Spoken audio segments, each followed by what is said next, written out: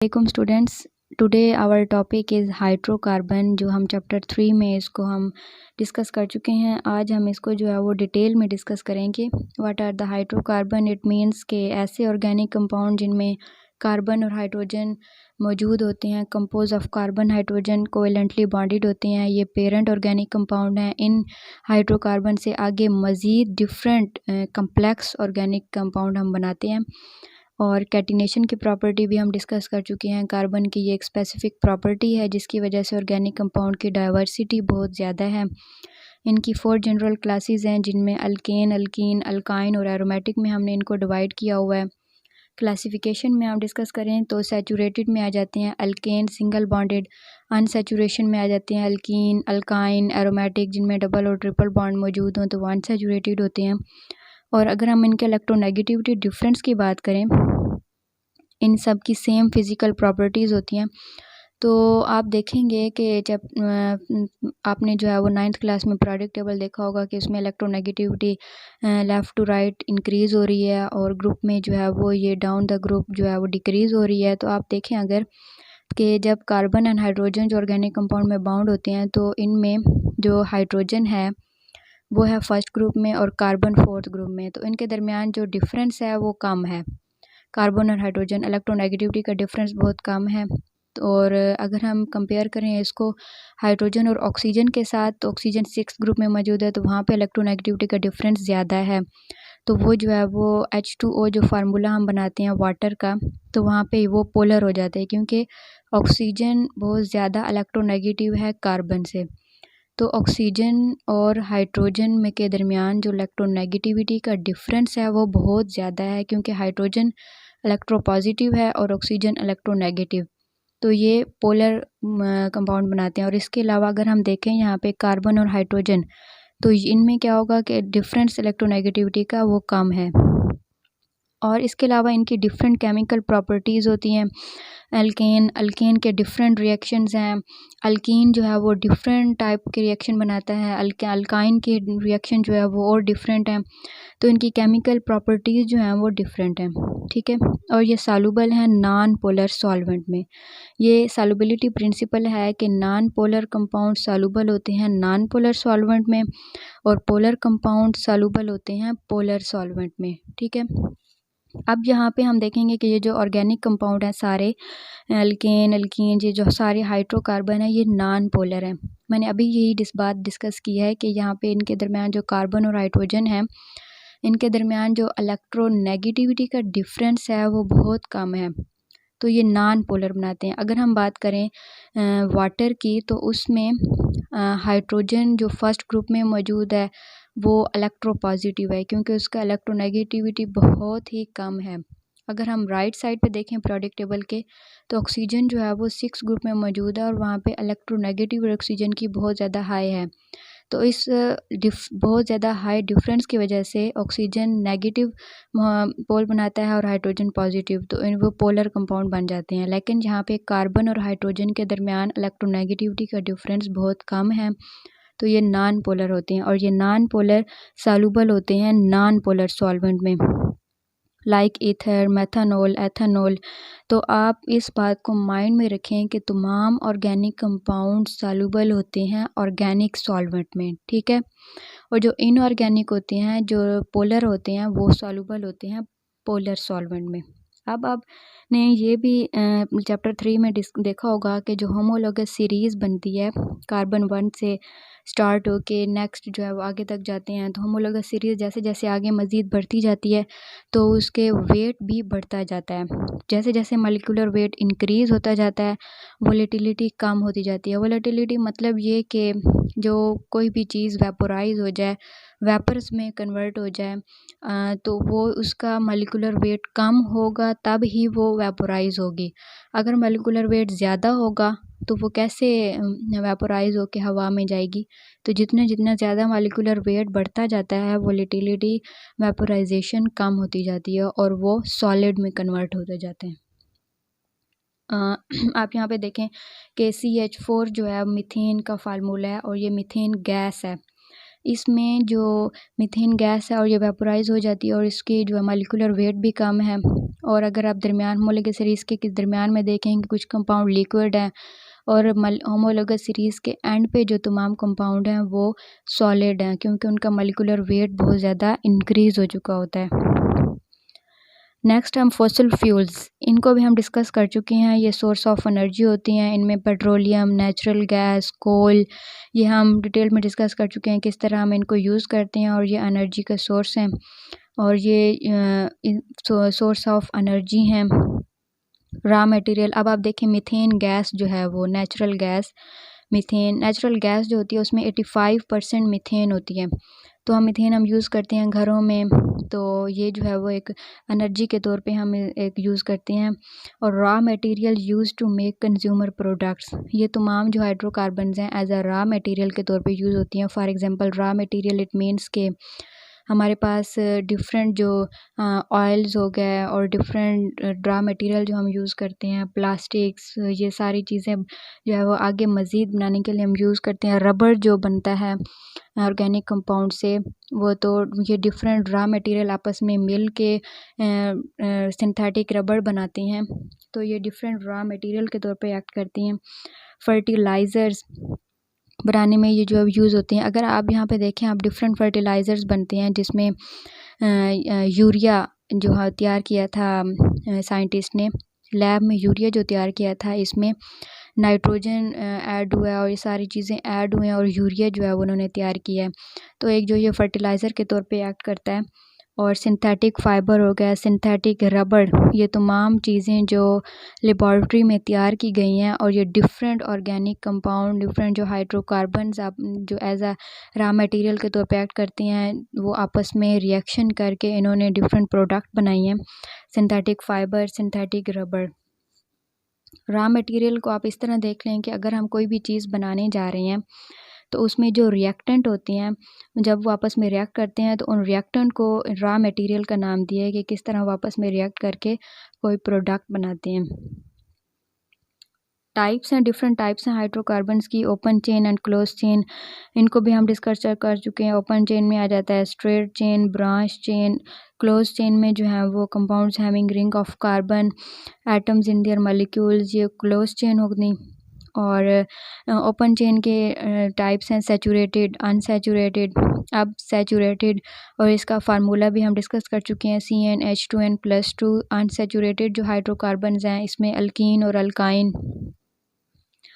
अब हम इनको ब्रीफली जो है वो एक्सप्लेन करेंगे। अल्केन, अल्कीन, अल्काइन, इन सब के हमने प्रॉपर्टीज़ हम देखेंगे और इनकी जो है वो डिफरेंट रिएक्शन, इनकी प्रिपरेशन के मेथड, तो ये कौन कौन से हैं। तो सबसे पहले हम अल्केन को डिस्कस करेंगे। ये सिंपलेस्ट हाइड्रोकार्बन है क्योंकि इसके अंदर सिर्फ सिंगल बॉन्ड होते हैं, दो CH3 single bond CH3।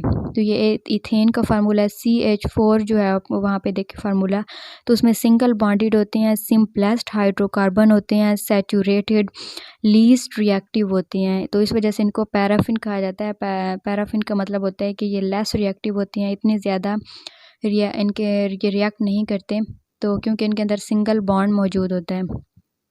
Homologous series हम इनकी डिटेल में डिस्कस कर चुके हैं, उसमें डिफर होती हैं, CH2 का डिफरेंस होता है।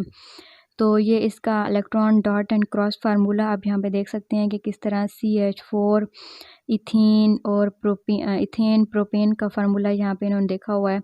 अब कार्बन के पास होते हैं 4 इलेक्ट्रॉन और हाइड्रोजन के पास होता है 1 इलेक्ट्रॉन। अब कार्बन के इलेक्ट्रॉन को उन्होंने डॉट से शो किया हुआ है और हाइड्रोजन के इलेक्ट्रॉन को क्रॉस से।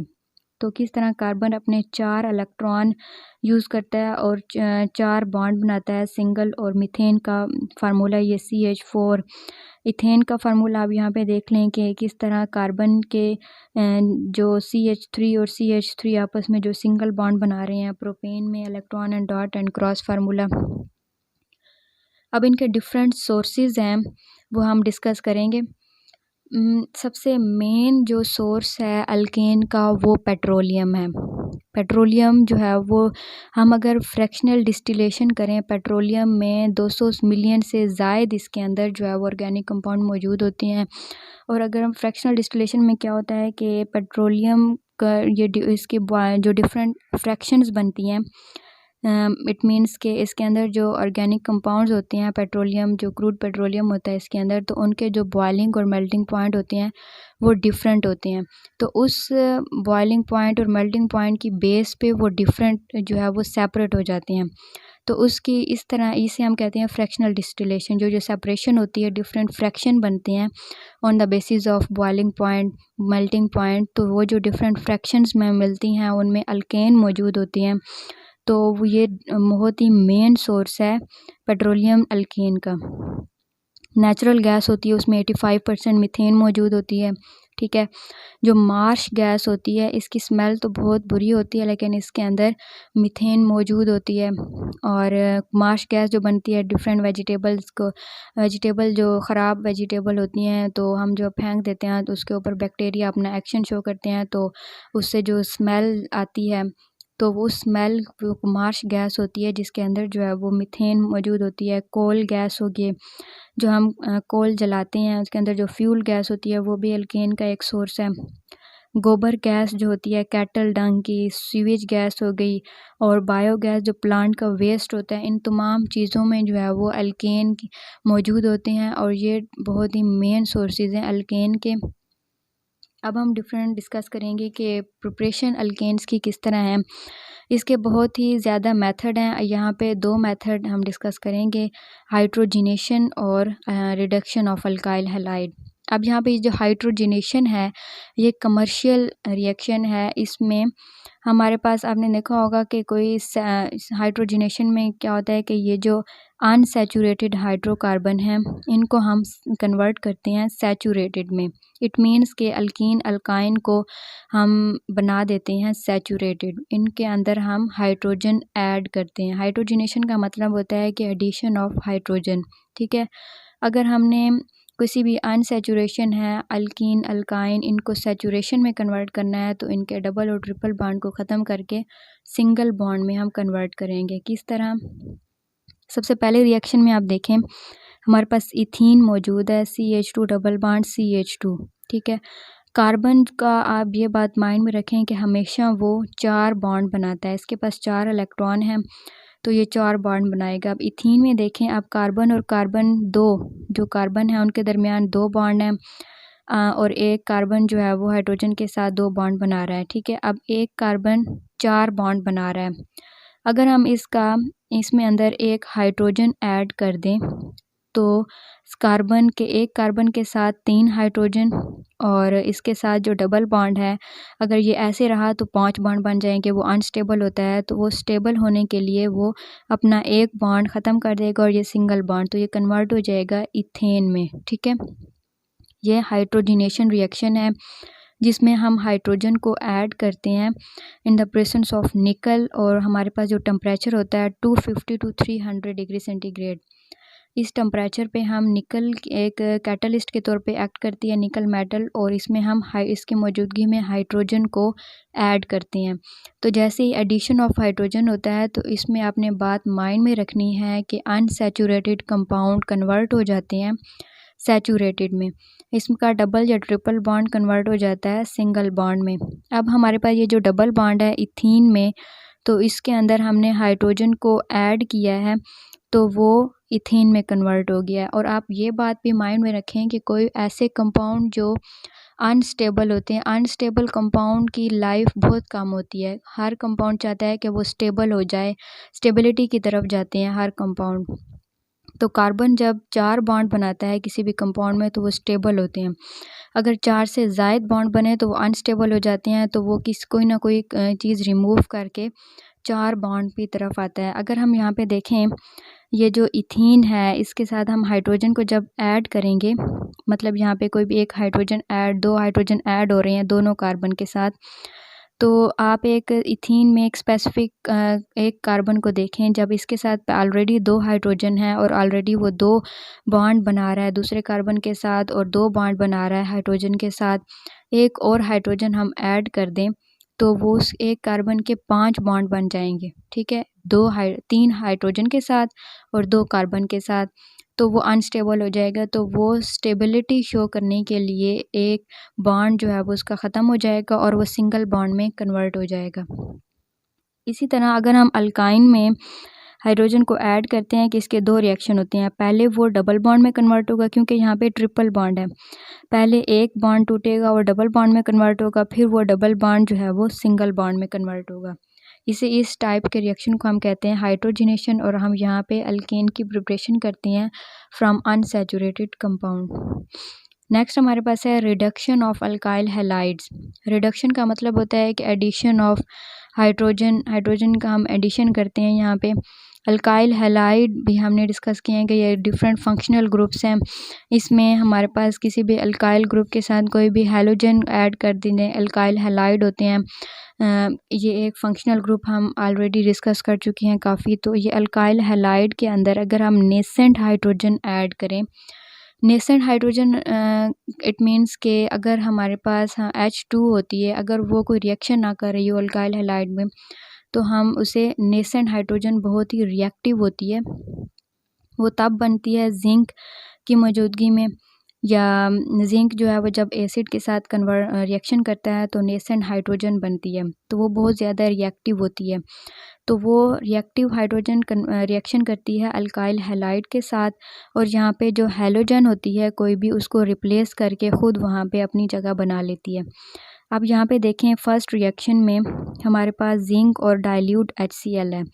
पहले जो है वो जिंक और एसिड आपस में रिएक्ट करेंगे, जिंक क्लोराइड बन जाएगा और हमारे पास नेसेंट हाइड्रोजन हमें मिलेगी। नेसेंट हाइड्रोजन बहुत ज़्यादा रिएक्टिव होती है। पिछले रिएक्शन में तो हम H2 हमने यूज़ किया है, तो वो डिपेंड करता है कि हमने कौन सा कंपाउंड। लास्ट रिएक्शन में हमने यूज़ किया है कि H2 वो रिएक्ट कर गया, लेकिन जो H2 अल्काइल हैलाइड के साथ रिएक्शन नहीं करता, तो इसकी वजह से हमने नेसेंट हाइड्रोजन हम यूज़ करते हैं जो बहुत ज़्यादा रिएक्टिव होती है। तो वो कन्वर्ट करती है और रिएक्शन करती है अल्काइल हैलाइड के साथ, और वो हैलोजन को रिप्लेस करके ख़ुद उसके पास बॉन्ड बना लेती है। अब मिथाइल अल्काइल ब्रोमाइड, अब यहाँ पे देखें इथाइल ब्रोमाइड और रिएक्ट करता है नेसेंट हाइड्रोजन के साथ, और यहाँ पे एक ब्रोमीन जो है वो रिलीज़ होके वहाँ पे एक हाइड्रोजन अपनी जगह बना लेती है और CH4 बन जाता है। ठीक है, अब CH3 CH2Br है, एक हाइड्रोजन ऐड हो जाए तो ये बन जाएगा CH3 CH3, और वहाँ पे वो HBr यहाँ से रिलीज़ हो जाएगा। तो ये नेसेंट हाइड्रोजन एक रिएक्टिव हाइड्रोजन है जो हैलोजन को रिप्लेस करके वहाँ पे बॉन्ड बना लेती है। और ये H2 का काम ये नहीं है, वो रिएक्ट नहीं कर सकता। तो हम यहाँ पे सबसे पहले जिंक का रिएक्शन होता है एसिड के साथ, कोई भी एसिड, सल्फ्यूरिक एसिड हो गया, HCl हो गया। जब वो जिंक इनके साथ रिएक्शन करता है तो जिंक क्लोराइड बन जाता है और हमारे पास नेसेंट हाइड्रोजन जो है वो रिलीज़ होती है। वो नेसेंट हाइड्रोजन रिएक्ट करती है अल्काइल हैलाइड के साथ, और वहाँ से हमारे पास रिप्लेसमेंट हो जाती है हैलोजन को रिप्लेस करके ख़ुद वो वहाँ जाके अपना बॉन्ड बनाती है, और वो कोई भी CH3 अल्काइल ग्रुप होता है वो अल्केन में कन्वर्ट हो जाता है। आपने ये भी देखा था कि कोई भी अल्काइल तब बनता है ना जब कोई हाइड्रोजन रिलीज़ होती है। किसी भी हाइड्रोकार्बन से जब कोई हाइड्रोजन रिलीज़ होती है तो वो अल्काइल में कन्वर्ट हो जाते हैं। तो अगर हम वही हाइड्रोजन दोबारा ऐड हो जाए तो वो अल्केन में कन्वर्ट हो जाएंगे। अब यहाँ पे देखें अल्काइल हैलाइड मौजूद हैं और यहाँ से हैलोजन को वो रिप्लेस करके ख़ुद ऐड हो जाती है, तो वो अल्केन बन जाते हैं। अब ये दो मेन मेथड हैं प्रिपरेशन के, अल्केन की प्रिपरेशन के, हाइड्रोजिनेशन और रिडक्शन। ठीक है, हाइड्रोजिनेशन का जो ये मेथड है इसका मेन यूज़ क्या है कि इसमें जो अनसैचुरेटेड कंपाउंड होते हैं वो कन्वर्ट हो जाते हैं सैचुरेटेड में। ठीक है, इसके एक मेन यूज़ है कि हमारे पास जो ऑयल होते हैं वो अनसैचुरेटेड होते हैं, तो उनके हाइड्रोजिनेशन हम करते हैं तो वो घी में कन्वर्ट हो जाते हैं, सैचुरेटेड कंपाउंड में कन्वर्ट हो जाते हैं।